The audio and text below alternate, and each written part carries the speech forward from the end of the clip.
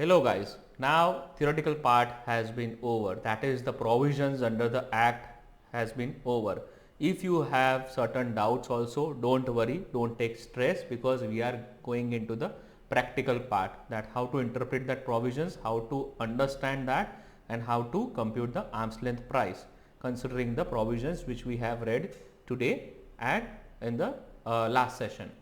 Right, now will be dealing with the practical cases arriving at arm's length price from data sets under commonly used methods. So as I said in the first part that these are the most common method, that is cup, RPM, TNMM and other method which we use usually when a particular transaction comes up. Why we don't use PSM? Because development of intangible is some type of certain type of transactions which don't come easily or frequently, and CPM we generally avoid to use that method because we might not get comparable data for what we are required to arrive at a comparable data set for benchmarking with the CPM, and that is where we don't go ahead with CPM at most of the times. In certain cases where the comparable data, like from internal data, we can do the comparability analysis, you can go ahead with CPM method, but I would still suggest you to be clear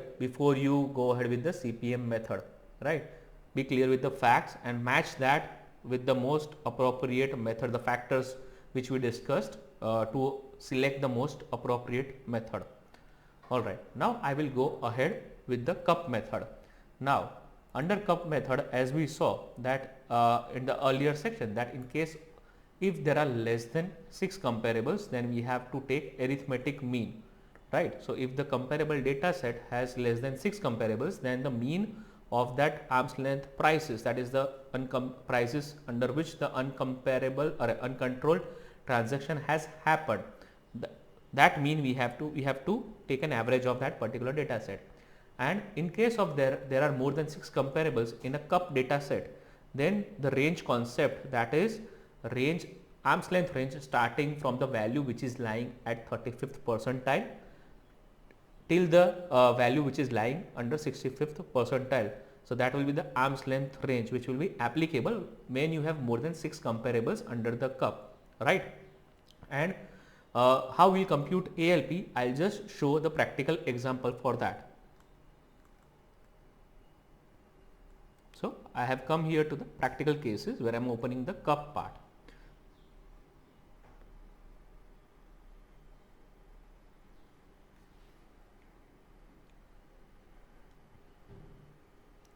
So guys, as you can see here, I have drawn up a illustration here where there has been a sale of product A to the related party by the taxpayer entity, that is by your client.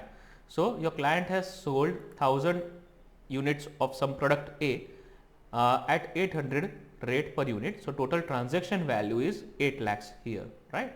So this is what your transfer price is, that is 8 lakhs, correct? Now we are going, so basis the fact, we also came to know that product A has been also sold to the unrelated parties during the same financial year. I would also refer here the financial year selection provisions which were only applicable under RPM, CPM and TNMM, that you have to go to the prior to financial years and you have to capture the data from that prior to financial years, but that was only in the case of RPM, CPM and TNMM. For cup, you have to capture the data which is there in the relevant financial year only, in the current year only, right? So now in the same financial year, there is a sale of product A to the unrelated parties also. So these are the details. So there are 5 parties. So we have taken 2 scenarios. So when we have less than 6 comparables and when we have more than 6 comparables, right? 2 scenarios under which how the cup will be computed, like how we will arrive at a arm's length price using the cup method. Now when there are 5 comparable transactions, that is the sale of products to the party name ABC, then to the second party, then to the third party, then to the fourth party and then to the fifth party.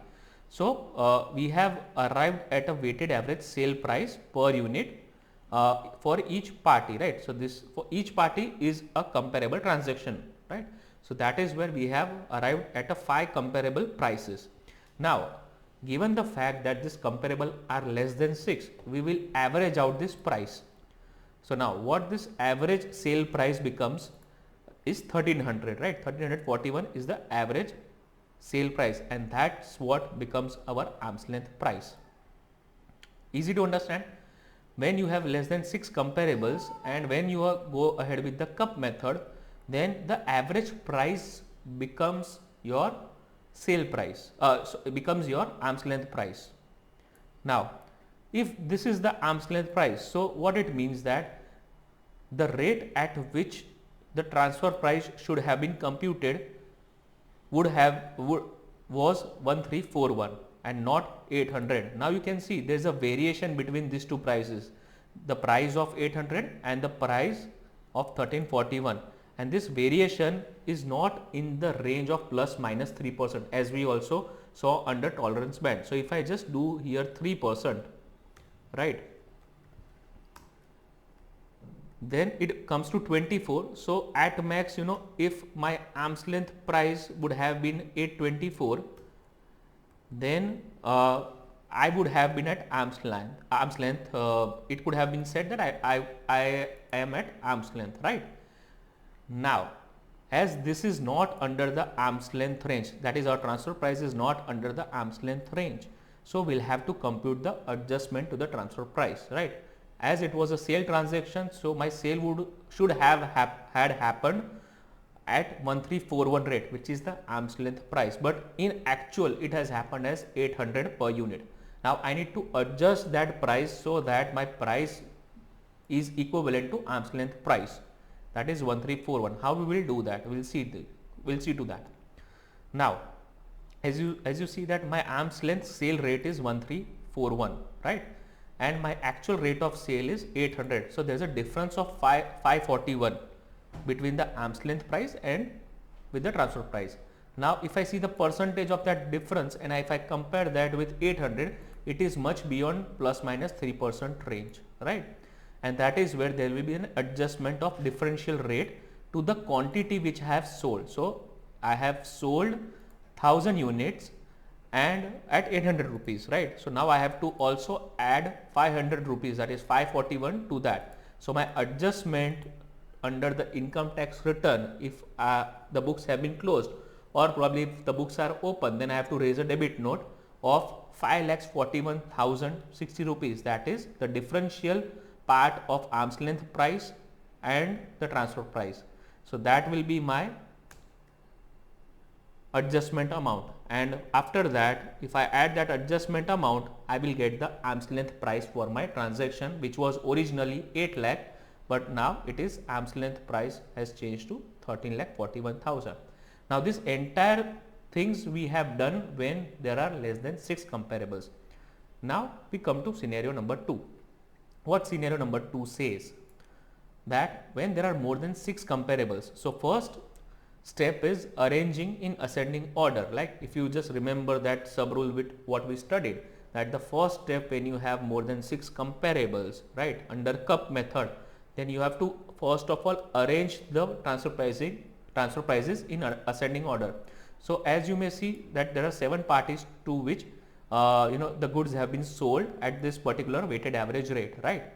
Now first of all what I will do is I will arrange them in the ascending order, right? So if I sort this smallest to largest, then it will start from 980 rupees and it will go till 2100 rupees, right? So that is where it is the first step, that I need to arrange the arm's length prices in their ascending order, right?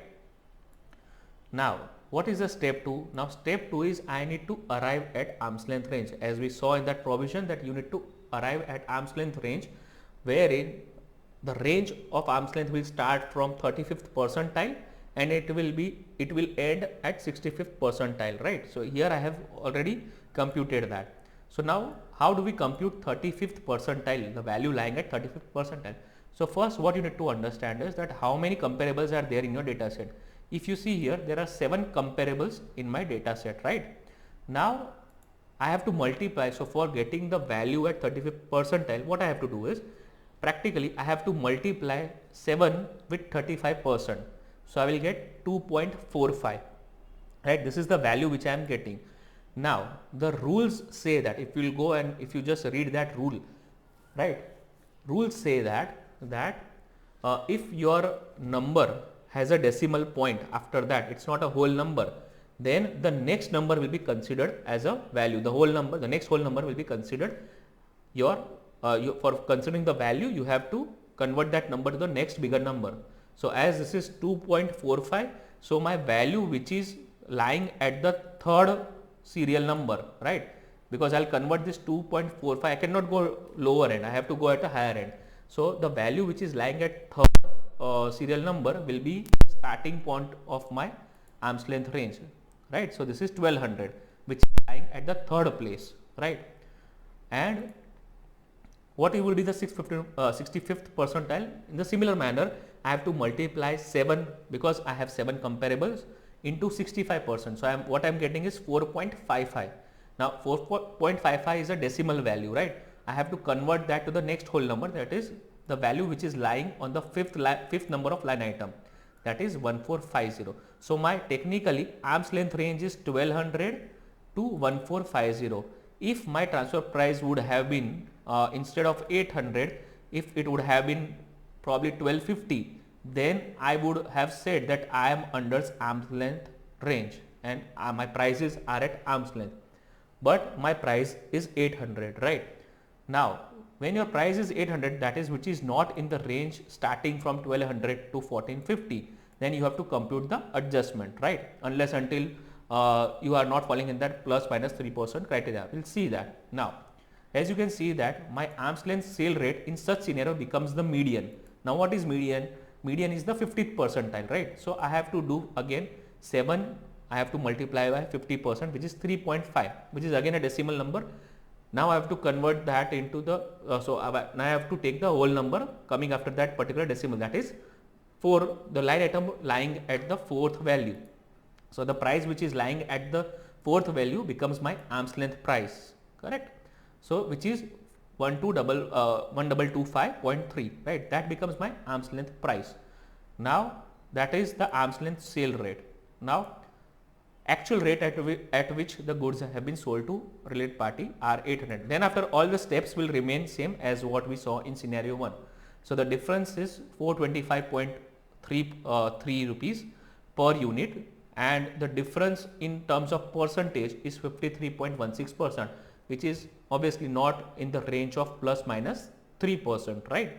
53.16% of 800, right? Which is not in the range. So the difference is not in the range of plus minus 3%, right?